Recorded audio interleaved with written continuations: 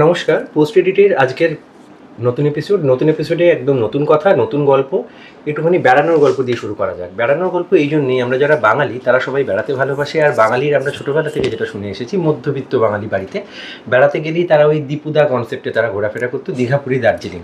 তো দার্জিলিং মানেই পাহাড়। এবারে আমরা একটা ছবি নিয়ে কথা বলবো, সেটা পাহাড়ের ছবি, কিন্তু সেই ছবির পরিচালক এবং বাঙালির বেড়ানো দুটোরই একটা হিউজ ডিপারচার হয়েছে, বাংলা থেকে ছেড়ে অনেক দূরে।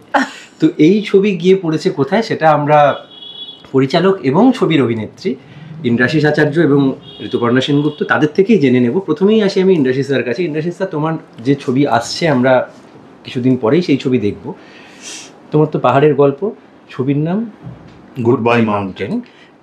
এটা কোথাকার গল্প? মানে আমরা তো বাংলা ছাড়িয়ে বেরিয়ে গেছি, আমরা কোথায় পৌঁছালাম আলটিমেটলি? আমরা একদম দক্ষিণ ভারতে চলে গেছি, কেরালায় ওয়েনার বলে একটা জায়গা, খুব পপুলার জায়গা, অনেকেই জানেন।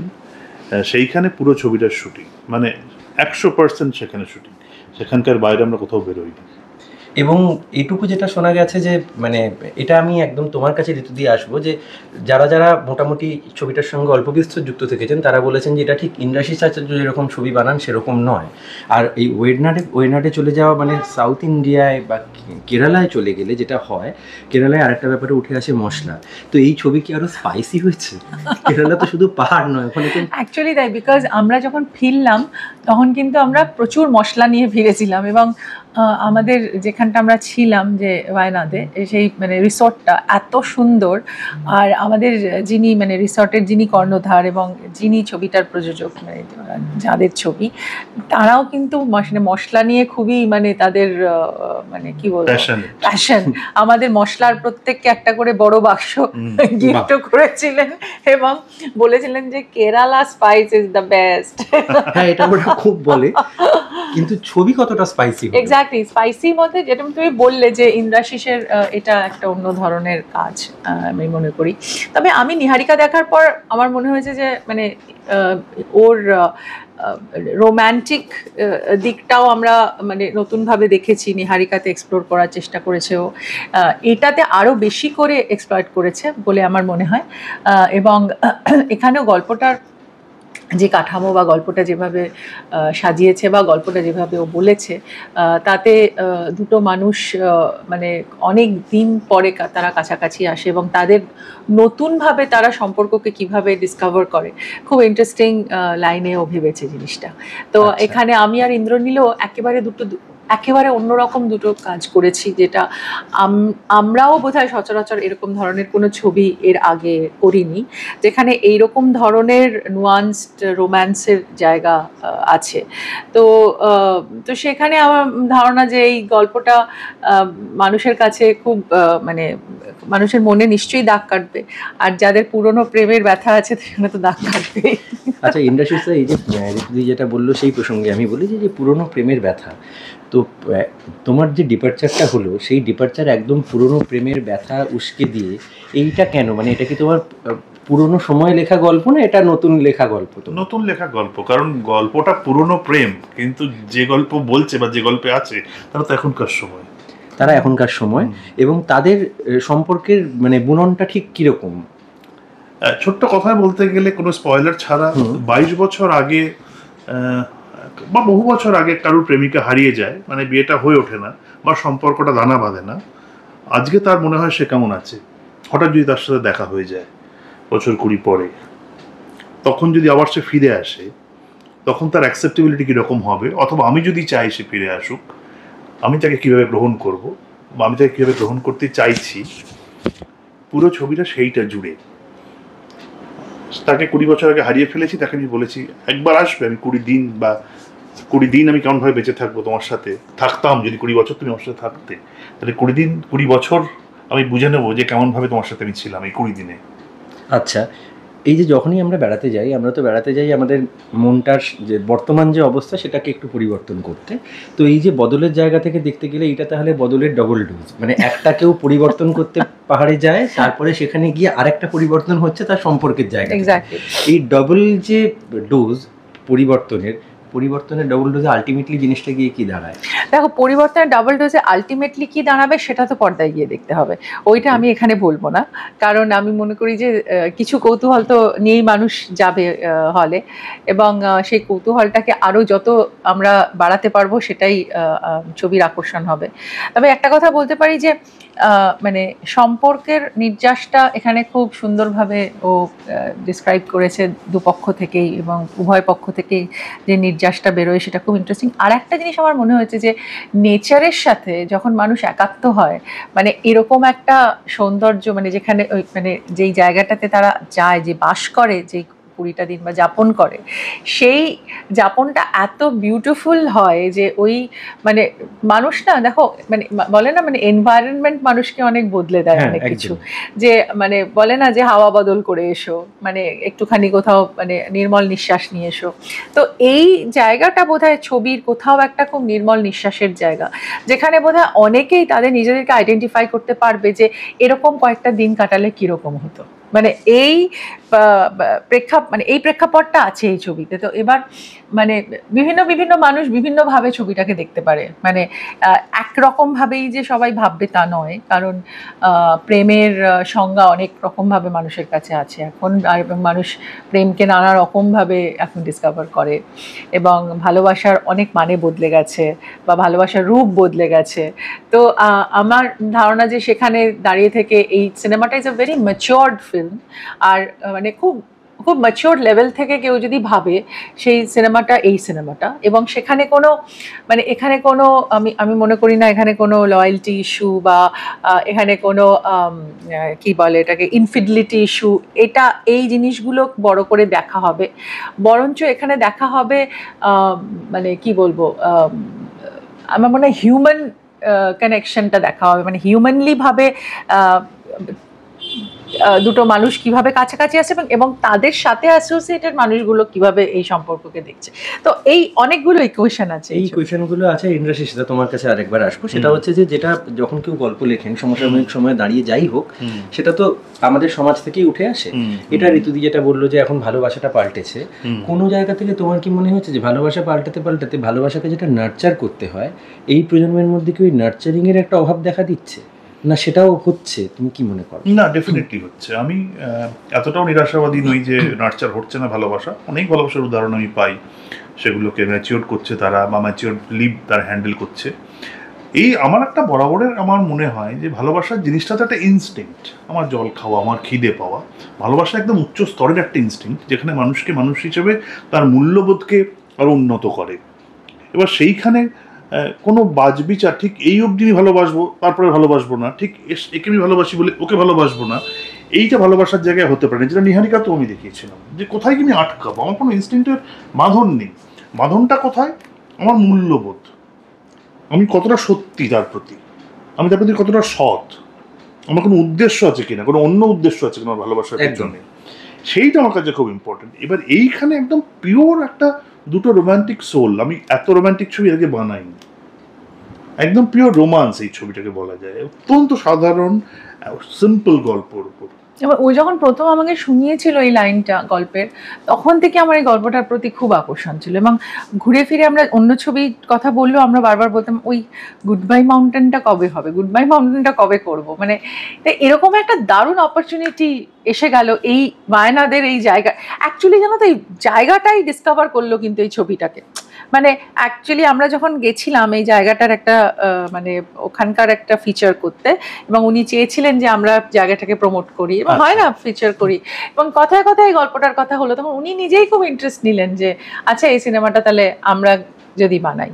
তো এবং আমাদের জন্য এটা খুবই সুন্দর একটা মানে পদক্ষেপ হলো। ওখানকার ওরাই তো বোধহয় এটার প্রোডিউসার। হ্যাঁ, সেটাই তো বলছি, ওনার মালায়ালাম প্রোডিউসার, এবং ওনারা চেয়েওছেন এই ছবিটা যদি মালায়ালামও পরে ডাব হতে পারে, এরকম একটা অপরচুনিটিও আছে। কারণ ওখানেও না মালায়ালাম ছবিরও মানে মানে সাবজেক্ট ম্যাটারগুলো এত ইন্টারেস্টিং হয়, আর ওদেরও মানে এই মূল্যবোধ, জীবন, ডেলিকেসি, আর মানে আর ওরা না সিনেমা এত সুন্দর করে বোঝে, এবং ওদের মানে ওদের কি বলবো, মানে ওদের সাবজেক্ট ম্যাটার তো ভীষণ ভ্যারিড। মানে আমরা যে ধরনের সিনেমা বানাই, মানে আমরা মানে আমাদের মনে হয় যে ওদের কাছে আরও শিখি যে আরও সিনেমাকে কিভাবে নতুন নতুন রূপে দেখানো যায়, এবং এমন এমন সাবজেক্ট ওরা নেয় যেটা আমরা বোধহয় সাহস পাবো না ওরকম একটা কোনো কন্টেন্ট নিয়ে সিনেমা বানাতে, কিন্তু ওরা বানায় এবং সেখান থেকে ওরা অনেক আনন্দ নেয় সেটা বানিয়ে, এবং তারা প্রাউড ফিল করে যে ওরকম একটা ছবি ওরা বানিয়েছে। তো ফলে এই জায়গাটার নিশ্চয়ই সেন্সিবিলিটিটা উনি বুঝতে পেরেছিলেন, তাই জন্যই এই সাবজেক্টটা উনি মনোনীত করেছিলেন আর কি বানাবে বলে। তবে এইটা আমি বলছি যে ওই জায়গাটারও একটা খুব সুন্দর ইনফ্লুয়েন্স এসে গেল, যে সিনেমাটাও কিন্তু ওই জায়গাটা নির্ভর, মানে প্রকৃতি নির্ভর সিনেমা এটা। আর এইখানে দেখো কোনো জায়গা থেকে ইন্ডাস্ট্রিতে হয়তো তুমি আরেকটা মানে এখন যে কথাটা খুব চলে সেইটাকে কাউন্টার করতে পেরেছো আমি বলবো। আমার যেটা শুনতে শুনতে মনে হলো যে এখন সাউথ ইন্ডিয়ার ছবি নিয়ে তারা খুব বলা হয় যে তারা খুব লোকাল ছবি বানায়, তারা তাদের যে ইমোশনস, তাদের যে রুটস, এইটাকে তারা তাদের ছবিতে তুলে ধরে, তারা অন্য কোনো প্রভিন্সের জায়গাটাকে খুব একটা বুঝতে চায় না। কিন্তু যখন আজকে সেই সাউথ ইন্ডিয়ায় তোমার এই ছবিটা নিয়ে তারা এতটা উত্তেজিত হলেন বা উৎসাহিত হলেন, তার মানে তারা তাদের রুটের বাইরেও কিন্তু অনেক কিছুকে নিচ্ছেন। এই জায়গায় তো একটা সাবজেক্ট ম্যাটারটাকে ইম্পর্টেন্স দিয়েছেন। এইটা কি কোনোভাবে ঋতুদি তোমার মনে হয় যে এটা, বা তোমাকেও আমি বলছি যে এইটা কি বাঙালি পরিচালকদের সাউথ ইন্ডিয়ান ভাষায় ছবি বানানোর একটা মানে রাস্তার ওপেনিং জায়গাটা তৈরি সেটা করতে জানি পারে? না, হতেও পারে, কারণ আমরা আমাদের সঙ্গে মানে আমাদের টিপিক্যাল বাংলা সিনেমার সঙ্গে মালায়ালাম সিনেমার খুব সাদৃশ্য আছে, কারণ মামুটি বা মোহনলাল বা আমি বলবো যে শোভনা বা এরা যারা মানে আমাদের রেবতীজি, মানে এরা যে ধরনের সিনেমা বানায় বা যে ধরনের সুরেশ গোপী যে ধরনের সিনেমা এখনকার অ্যাক্টর অ্যাক্ট্রেসেরও বলবো যারা দারুণ দারুণ সিনেমা করছে মালায়ালামে, যেরকম কীর্তি সুরেশ, তারপরে আমাদের সালমান ডালকার। তো আমি বলবো যে ওদের মানে যেই ধরনের মানে সিনেমার সাবজেক্ট, মানে সিনেমার যে ধরনের ওরা কন্টেন্ট নেয় সেগুলো এতই সেন্সিটিভ, এত সুন্দর, এত নুয়ান্সড যে ভাবতেই পারে মানে আমাদের সঙ্গে তাদের সিনেমার অনেক মিল পাওয়া যায়, খুঁজে পাওয়া যায়। তো আমাদের পরিচালকরা ভাবতে পারে যে সাউথ ইন্ডিয়ান এবং আমাদের এখনকার মানে আমাদের বাংলা ভাষার একসাথে একটা সিনেমা হতেই পারে। ইনফ্যাক্ট আমি একটা সিনেমা রিসেন্টলি করেছি যেটা কবির লালজির, সেটা উনি 4টে ল্যাঙ্গুয়েজে করেছেন। হ্যাঁ, স্প্যানিশ ছবি যেটা সেটা 4টে ল্যাঙ্গুয়েজে হয়েছে। তো সেরকমই আমার মনে হয় অনেকগুলো জিনিস মানে মানে কি বলবো, ইনস্টিংক্টগুলো তো অনেকটা একই, মানে সাবজেক্ট ম্যাটারের ভার্সেটালিটিটাও অনেকটা এক। তো সেখানে কিছু কিছু ইমোশন তো আমাদের কমন ইমোশনস, তো সেই জায়গাগুলো থেকে তো ডিসকভার করাই যায় নতুন ল্যাঙ্গুয়েজকে। আর একাধিক ছবি যখন কোনো পরিচালক অভিনেতার জুটিতে হয়ে যায়, তারা তো একে অপরকে আরও বেটার করে বুঝতে শুরু করেন। তো তুমি কি বুঝলে, কি ইন্দ্রাশিসটা কি ছবি বানাতে বানাতে রোম্যান্টিক হয়ে উঠলো না রোম্যান্স চলে গেছে, কি আলটিমেটলি কি হয়েছে? দেখো, রোম্যান্টিক একটা মন না থাকলে তুমি সিনেমা বানাতে পারবে না এই ধরনের। তা আমি মনে করি ইন্দ্রাশিসের ভেতরে একটা রোম্যান্টিক মন আছে, কিন্তু ইন্দ্রাশিস মাঝে মধ্যেই সবকিছু ভীষণ মানে বলে না এটা হচ্ছে না ওটা হচ্ছে না, কিন্তু আমি বলছি না তুমি সবসময় পজিটিভ ভাবো। তা আমি মনে করি যে ভেতরের মনটা খুব ইম্পর্টেন্ট, মানে একজন ফিল্ম মেকারের ভেতরে সেই সূক্ষ্ম জায়গাগুলো না থাকলে সে কখনোই সেলুলয়েডে ওই চরিত্রগুলোকে ওইভাবে আনতে পারে না। তো মানে ইন্দ্রাশিস যে ধরনের ছবি বানিয়েছে, মানে নিহারিকা তো ডেফিনেটলি একটা এক্সাম্পল যে ওই ধরনের মানে ওই লেভেলে গিয়ে মানে প্রেমকে ভাবা বা ডিসকভার করা, ইটস মানে আমাদের সচরাচর ভাবনায় তো হয়তো আসবে না। তো সে একজনকে খুব গভীরভাবে রোম্যান্টিক হতে হবে এই জিনিসগুলো ভাবনা চিন্তার মধ্যে আনার জন্য। তো I think he is quite romantic. হ্যাঁ, আমি সত্যিই রোম্যান্টিক, সেটা লোকে বুঝতে পারে না, নিরস ভাবে আমাকে, কিন্তু ভেতরে ভেতরে রোম্যান্টিক। আর রোম্যান্সটা এমন একটা জিনিসের তলায় থাকা ভালো, সারফেসে ওঠা উচিত, মানে লোয়ার লেভেলে থাকাই। তাই তো বললাম আমি যে ভেতরে সাবকনশিয়াসে একটা রোম্যান্স না থাকলে। ঋতুদির সঙ্গে তো তুমি তো একাধিক কাজটা হলো।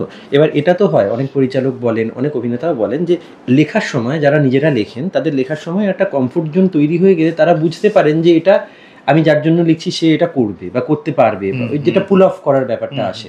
তুমি যখন পার্সেলের পরে যখন এইটা লিখলে ওই জায়গায় তোমার কি মনে হয়েছে যে আরো অনেকটা বেড়ে খেলা যায়, যেহেতু উল্টো দিকে ঋতুপর্ণা সেনগুপ্ত রয়েছে। ঋতুপর্ণা সেন, আমি যে এতদিন সিনেমা জগতে আছি, আমার খুব বেশি লোকের সাথে তো এখানে আলাপ নেই বা আমার যোগাযোগ বা সেভাবে সক্ষ নেই। ঋতুপর্ণা আমাকে যারা স্টলওয়ার্টের মধ্যে দাঁড়িয়ে আছেন এইখানে, আমাকে প্রথম দিন থেকে অলমোস্ট আমার তৃতীয় ছবি থেকে পার্সোনালি যখন শুরু আমার দিল্লিতে আলাপ, তারপর থেকে অনেক কথা হয়। মানে আমি সিনেমার বাইরে অত্যন্ত বন্ধু হিসেবে উনি আমার পাশে দাঁড়িয়েছেন অনেকদিন ধরে। ফলে কোনো সিনেমা যখন পারসিভ করি আমি ওকে বলি ঋতুপর্ণাকে যে এরকম আমরা ভাবছি, তো এটাও বলেছিলাম। এটা ভাবনার পর থেকে ওই বীজটা মানে জার্মিনেট করে গিয়েছিল যে এটা আমরা একসাথেই করব, ওই চরিত্রটা আনন্দিও হবে। হ্যাঁ এক্স্যাক্টলি। তখন লেখাটা তো অবভিয়াসলি ওকে ভেবেই হচ্ছে, এখন জানি এটা ছেড়ে অন্য কেউ কিছু এটা হবেই, ওই করবে। তো আর এটাও আমি ইন্দ্রনীলকে কিছুটা ভেবেই করেছিলাম যে ওই যে চরিত্রটা খুব সুন্দর ক্যারেক্টারগুলো। তো ফলে এইটা এখন এসে যে এখন অনেক চরিত্র আমরা ডিসকাস করি, ভবিষ্যৎ চিত্রনাট্য অনেক ডিসকাস করি। সেক্ষেত্রে ইনফ্যাক্ট যেই ছবিতে আমি অভিনয় করিও নি, সেই ছবি নিয়ে আমি লেখাও লিখেছি। আমি নিহারিকা নিয়েও লেখা লিখেছি আমি দেখার পর, এবং বিল্লু রাক্ষস নিয়েও ওর বইতে যে বইটা বেরিয়েছিল সেখানেও আমি একটা চ্যাপ্টার লিখেছিলাম বিল্লু রাক্ষস নিয়ে। তো তো সেই জন্য বলছি যে আমাদের মনে হয় সিনেমা আলোচনাটা অনেক বেশি wider than only doing acting. মানে সেখানে আমরা অনেক ওয়াইড রেঞ্জ অনেক কিছু আমার ছবি যদি না থাকলেও আমি ওর সাথে আলোচনা করি। এরকম এবার নিহারিকা নিয়েও আমরা অনেক ডিসকাশন হয়েছে। এই যে আলোচনার জায়গাটা থেকে আমি তোমাকে বলি, আমি একবার পড়েছিলাম যে যখন মান্না দে আর পুলক বন্দ্যোপাধ্যায়ের মধ্যে, মান্না দে সবসময় এই আলোচনাটা করতেন যে পুলক বাবুকে বলতেন গান লিখলে আগে আমাকে শুনিয়ে নেন, ভালো গানগুলো উনি বেছে নিতেন। তা তুমি এই যে শুনে নাও যখন, তুমি কি ভালো চরিত্রগুলো বেছে নেওয়ার জন্য তুমি কি শোনো? না না, সেটা না। ও তো আমার আগেও কাজ করেছে বিল্লু রাক্ষস পিপাতে। ইনফ্যাক্ট আমার নিজের খুব প্রিয় ছবি বিল্লু রাক্ষস, এবং আমি ওকে সবসময় বলি যে এখনো অবধি তোমার বিল্লু রাক্ষস ইজ দ্য বেস্ট। তো আমি এমনিও না, আমরা এমনিও অনেক সময় আমারও অন্য কোনো কাজ সিনেমা আমি অনেক সময় আমি সাউন্ড করাই, ইনফ্যাক্ট বলি যে কিরম বলো তো, এইটা কিরম লাগছে, এটা করছি। তো ও আমাকে অনেক সাজেশন দেয়, আমিও ওকে অনেক সাজেশন দিই। তো ইনফ্যাক্ট অন্য কাজ যখন, ইনফ্যাক্ট ও আর একটা যখন ছোট ছোট গল্প নিয়ে একটা হিন্দি সিরিজের গল্প সিনেমা করেছিল, তখনও আমাকে গল্পগুলো বলেছিল এবং আমি দেখিওছে আমাকে। তো আমার কাছে সিনেমাটা ওর সঙ্গে ইজ লাইক আ কালচার, মানে একটা কালচারাল ব্যাপারটাকে এক্সচেঞ্জটাকে আরো বাড়ানো। কিন্তু আমার মানে শুধুমাত্রই যে আমি ওর ছবিতে অভিনয় করব তা নয়। তবে হ্যাঁ, একটা তো মানে ও এত ভালো পরিচালক, তো প্রত্যেক অভিনেত্রীর একটা তো আশা থাকবেই যে, আর লোভও থাকবে যে একটা ভালো, সবচেয়ে ভালো চরিত্রটা আমি করব। But apart from that also আমরা সিনেমা নিয়ে আমাদের একটা নিজস্ব সিনেমার বন্ধুত্ব আছে। আর একদম শেষের দিকে পৌঁছেছি, শেষের দিকে এসে একটা কথা জিজ্ঞাসা করি, ইন্দ্রাশিস এখন বারবার বলছেন বিভিন্ন মহলে যে উনি পরিচালনা করা নাকি ছেড়ে দেন। তো এবং অনেকে আবার অনেক পরিচালক যারা হয়তো সেভাবে গুছিয়ে উঠতে পারেননি, তারা বলেন যে ঋতুপর্ণা সেনগুপ্তকে কিন্তু সেটে মানে ট্যান্ট্রাম নয় কিন্তু ম্যানেজ করাটা খুব মুশকিল। তাই ঋতুপর্ণা সেনগুপ্তকে দুটো ছবিতে ম্যানেজ করবার পরেই কি ইন্দ্রাশিস আচার্য ছবি করবে না ভাবছি? এইটা আমি একটুখানি জেনে নিতে চাই। না, ইন্দ্রাশিস আচার্য ছবি করেও যাবে, ইন্দ্রাশিস আচার্য ছবি করবে, এগুলো ঋতুপর্ণা সেনগুপ্ত তো থাকবেও, ঋতুপর্ণা সেনগুপ্ত ছাড়াও করবে, ঋতুপর্ণা সেনগুপ্তকে নিয়েও করবে। কিন্তু আমার কথাটা হচ্ছে he is a fantastic film maker. ওনার মানে অন্য পরিসরের ফিল্ম মেকার, এবং আমি মনে করি যে ওয়ান অফ দ্য মানে thought after among what we have, মানে সেটার কোনো ডাউট নেই। তা ওই জন্যই আমি ওকে বলি যে নেগেটিভ থট ছেড়ে দাও, সবসময় পজিটিভ ভাববে। জীবনে অনেক কিছু যুদ্ধের মধ্যে দিয়ে এগোতে হয়। তো আই থিঙ্ক অনেক ভালো ভালো কাজও করবে। যার থেকে শুনছি মানে আজ 30 বছর বা আরো বেশি হয়তো তিনি এক নম্বর হয়ে আছেন বা এত উঠে আছেন, পরে সেটা আমার কাছে একটা শিক্ষণীয় জায়গা যে কী করে থাকতে হয়, কী করে নিজেকে মোটিভেট করতে হয়। আমি অনেককেই বলি, আজকে বলেন আমার বন্ধু বান্ধবদের বলি যে ম্যানেজমেন্টের ট্রেনিংতে ঋতুপর্ণা সেনগুপ্তকে যেতে হয়। Time management, resource management, finance management সব কিছুই করে যাচ্ছেন একা। তাহলে আমি বলছি ক্লাস টাস নিতে পারি নাকি? আর ট্যান্ট্রামের কথা বলতে আমি কোনোদিন মানে আমি একটা ছোট্ট কথা বলি, শেষ একটা ছবিতে বলা দরকার, মানে এই কথাটা এত অসুস্থ, মানে আমরা হলে বোধহয় বিছানা ছেড়ে উঠতে পারতাম না। তো আমি রিকোয়েস্ট করেছিলাম, আমি সত্যি করে বলছি, আমি অত্যন্ত কষ্ট করে ছবি করি, একটা দিন নষ্ট হবো না, আমার বিরাট লস হয়ে যাওয়া। তো উনি সেটা এত ভালো জানি না কি সেটা। এবার আমি বললাম আমরা সবাই দেখেছি, মানে দেখা যাচ্ছে না এত শরীর খারাপ, মানে আমরাই আলোচনা করছি শুটিংটা কি বন্ধ করে দেবো। সেই সত্ত্বেও সারা দিন শুটিং করেছিলাম, সারা দিন রাত অবধি। মানে এই যে কথাগুলো বলছেন আমার সম্বন্ধে, এগুলোই তোমার পাওয়া সিনেমা করতে। আর তোমার সঙ্গে আমি একদম হ্যাঁ। একমত, যেটা তুমি বললে যে নাম্বার 1 জায়গাটা ধরে রে অনেকে আসে, পৌঁছানো কিন্তু অনেকে হয়তো পৌঁছে আমরা যায় এটা না। সবসময় মানি তো যে এটাই, নাম্বার 1 হ্যাঁ। ঋতুদি সেইখানটা জায়গাটা ধরে রেখেছে। এবং একদম শেষ প্রশ্ন, যে গুড বাই বলে যখন আমরা কোনো জায়গা থেকে চলে আসি, সেখান থেকে আমাদের একটা টেকঅ্যাওয়ে থাকে, কিছু জিনিস আমরা কিনে আনি, কিছু জিনিস আমরা ভেতরে নিয়ে আসি। তো এই গুড বাই মাউন্টেন থেকে তোমরা মশলা তো নিয়ে এলে, তার সঙ্গে ভেতরে কি নিয়ে এলে? ভেতরে অনেক দুজনের কাছে। অনুভূতি নিয়ে এলাম, আর ওই সুন্দর জায়গাটার যে বিউটিফুল একটা মানে কি বলবো, একটা রেশ, সেটা বয়ে আনলাম। তাই আমি ভাবছিলাম যে নেচার মানুষকে অনেক কিছু বদলে দিতে পারে, তার অনেক মানে সূক্ষ্ম অনুভূতিগুলোকে জাগিয়ে দিতে পারে। তো সেইখানটা নিয়ে এলাম, এবং আমি নিশ্চয়ই বলবো আমাদের প্রযোজকের কাছেও আমরা মানে খুব কৃতজ্ঞ যে উনি একটা অন্য ভাষার মানুষ হয়েও এই সেন্সিটিভিটি বুঝে উনি ছবিটা করেছেন। মিস্টার এন.কে মোহাম্মদকে আমরা ধন্যবাদ জানাবো, আমাদের যে প্রডিউসার। এবং আমি মনে করি যে এই অনুভূতি নিয়ে যেন আমরা আরো অনেক সুন্দর অনুভূতি সিনেমা বানাতে পারি। একদম। আর তোমার কি টেকঅ্যাওয়ে হলো? আমার থেকে একই রকম অনেকটা। এবং এখানে অনেকদিন হয়েছিল কি আমাদের খাবার আসতে দেরি হতো, শুটিং তাড়াতাড়ি শেষ করে দিত, তো কেন জানো, বাঘ বেরিয়ে যাবে বলে। ওইখানে জঙ্গল, চরম অনুভূতি, অন্য কোনো শুটিংয়ে হবে কিনা আমি জানি না কোনোদিন, যে আজকে নাকি 7টায় প্যাক আপ করে যাবে কারণ চিতা বেরোচ্ছে। তো এইরকম সময় শুটিং তাড়াতাড়ি বন্ধ করতে হয়েছে। লাঞ্চ আসতে হয়েছে 4টে, কোনো রাস্তায় বাঘ বেরিয়েছে, গাড়ি আসতে পারছে না। তো এরকম ভীষণ ভীষণ। আর আমি নেচার, এই নিহারিকার পরে এই ছবিটা যোগ্য কমপ্লিমেন্ট করছে এই ছবিটা আমার মনে হয়, যে নেচারের সাথে কিছু বলছে বারবার, নেচার মানুষকে পাল্টে দেয়। মানুষের অভিব্যক্তি না আমরা এতদিন ধরে জেনে গেছি, বহুবার সারেগামা পাতা নিচে এগুলো উলট পালট করে গান হচ্ছে। এবার মানুষের অভিব্যক্তি দুঃখ পেলে, হাসি পেলে, তার সাথে এখন পরিবেশ যুক্ত হচ্ছে, সেটা মানুষকে ইউনিকনেস দিচ্ছে। আমি এই পরিবেশে এই দুঃখ পাচ্ছি, আমি এই পরিবেশে এই আনন্দ পাচ্ছি। এইটা আমার কাছে খুব ইম্পর্টেন্ট ম্যাটার অফ এক্সপেরিমেন্ট হয়ে গেছে। বেশ, তো এইটা আমি ভীষণভাবে ক্যারি করেছি এই গুড বাই মাউন্টেন থেকে, যে নেচারের সাথে মানুষের সম্পর্ক। আবার তাহলে ঋতুদির কথা শুনে আমরা তোমার পরের ছবির জন্য, আবার তোমাদের জুটির ছবির জন্য অপেক্ষা করব, এবং আপাতত এখানেই শেষ করব। আর একটু তোমরা বলে দাও যে এই ছবি দর্শকরা কবে থেকে দেখবেন? এই ছবি খুব শিগগিরই আসছে, প্রেক্ষাগৃহে অপেক্ষায় থাকুন। আবার ইন্দ্রনীল সেনগুপ্ত, ঋতুপর্ণা সেনগুপ্ত জুটি পুরাতনের পর, কিন্তু পরিচালক অন্য, ইন্দ্রাশিস আচার্য, যার সঙ্গে আমি কিছুদিন আগে পার্সেল করেছিলাম, যে এই ছবিটি বহু ফেস্টিভ্যালে সম্মানিত হয়েছে। আপনারা চোখ রাখুন আমাদের নতুন ছবি গুড বাই মাউন্টেনের জন্য, খুব এনজয় করবেন। আপাতত রিলিজ ডেট ঠিক হয়েছে 25শে জুলাই। তো আপনাদের নিকটবর্তী প্রেক্ষাগৃহে দেখবেন Goodbye Mountain. Thank you ঋতুদি, থ্যাংক ইউ ইন্দ্রদা, থ্যাংক ইউ, অনেক ধন্যবাদ সময় দেওয়ার জন্য। নমস্কার।